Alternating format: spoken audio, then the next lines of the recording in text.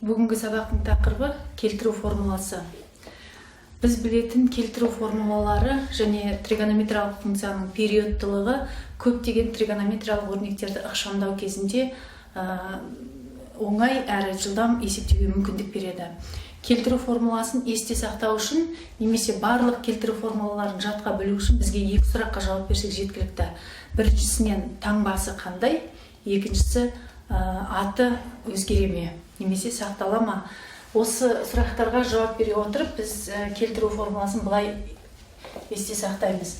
Ең бірінші келтіру формуласы бізге пи бөлінген 2, 3пи бөлінген 2, пи және 2пи бұрыштары арқылы кез келген ширектегі бұрышты бірінші ширектің бұрышына келтіріп алуға жаңағы қалай десек болады, кез келген бұрыштың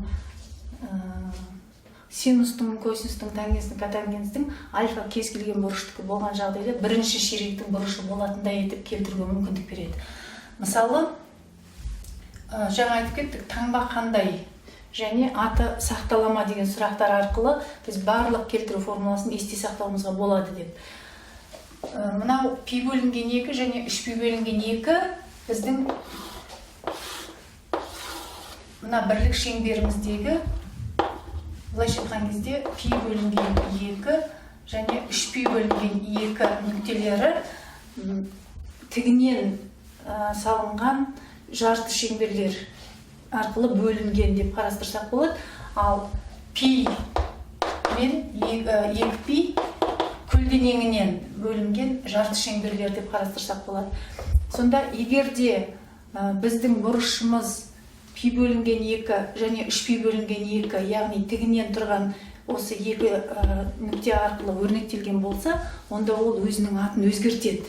Өзгерткенде синус өзінің кофункциясына косинусқа өзгереді. Косинус синусқа өзгереді, тангенс котангенске, котангенс тангенске өзгереді. Яғни функция өзінің атын өзгертеді. Ал енді жаңағы кез келген басқа ширектің бұрыштары пи және 2пи арқылы өрнектелетін болса, онда бастапқы функция өзінің атын сақтайды. Осы жерде жаңағы аты қалай өзгереді, немесе аты сақтала ма деген сұраққа біз осылар арқылы жауап берсек болады. Ал енді таңбасы қандай дегенге, бастапқы берілген функцияның, мысалы альфа бұрышы бірінші ширектің бұрышы деп қарастыратын болса, пи бөлінген 2 плюс минус альфа, 3пи бөлінген 2 плюс минус альфа. Альфа бұрышы бірінші ширектің бұрышы болса, пи бөлінген 2 плюс альфа деген ол екінші ширектің бұрышы болады. Ал пи бөлінген 2 минус альфа деген бірінші ширектің бұрышы болады. Яғни осы ширекте бастапқыда берілген функцияның таңбасы қандай болса, сол таңба жазылады. Тағы пи плюс минус альфа, 2пи плюс минус альфа. Мына пи бөлінген 2 және 3пи бөлінген 2 арқылы өрнектелген функция өзінің атын өзгертеді дедік. Яғни синусымыз косинусқа, косинусымыз синусқа, тангенс котангенске, котангенс синусқа атын өзгертеді. Ал пи мен және 2пи мен өрнектелгенде, жаңағы айтып кеткендей, өзгермейді. Синус өзі синус күйінде қалады, косинус күйінде қалады. Осыған енді мысал келтірейік, содан кейін ары қарай жаттығамыз. Мысалы, косинус пи бөлінген 2 плюс альфа болса, жаңағы ереже бойынша келтіру формуласын қалай есте сақтаймыз? Яғни, жақшаның ішіндегі бұрыш пи бөлінген 2 плюс альфа, альфа бірінші ширектің бұрышы десек, мына шама екінші ширектің бұрышы болады. Себебі пи бөлінген 2 ол бірінші екінші ширектің арасында жатыр. Плюс деген кезде ол келесі ширекке қарай ауысады деген сөз. Және екінші ширекте косинустың таңбасы теріс. Косинустың екінші ширектегі таңбасы теріс. Және пи бөлінген 2 арқылы өрнектеліп тұрғандықтан косинус өзінің атын кофункциясына, яғни синусқа өзгертеді. Сонда мына жазу шығады. Синус минус синус альфа. Сол сияқты, мысалы, тангенс пи минус альфа дейік. Міне. Пи минус альфа. Ол екінші ширектің бұрышы. Пиден азайтамыз альфаны. Тангенстің екінші ширектегі таңбасы минус. Ал пиде таңба тангенс өзінің атын сақтайды.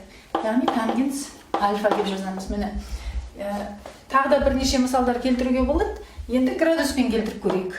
Синус айталық 270 градус плюс альфа дейік. Міне 270 градус плюс альфа, бұл 4-ші ширектің бұрышы, 4-ші ширекте синустың таңбасы минус 270 градуста синус өзінің атын өзгертеді. Косинус қаусы, сонда косинус альфа. Міне осылай жаңа келтіру формуласын есте сақтауға болады.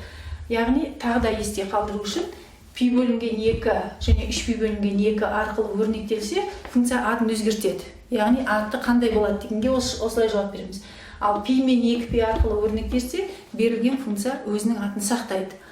Ал енді таңбасын осы бұрыштағы берілген функция таңбасы жазылады. Яғни бастапқы функция мысалы косинус болса, косинустың таңбасын жазамыз. Тангенс болса, тангенстің осы ширектегі, синус болса, синустың осы ширектегі таңбасы жазылады.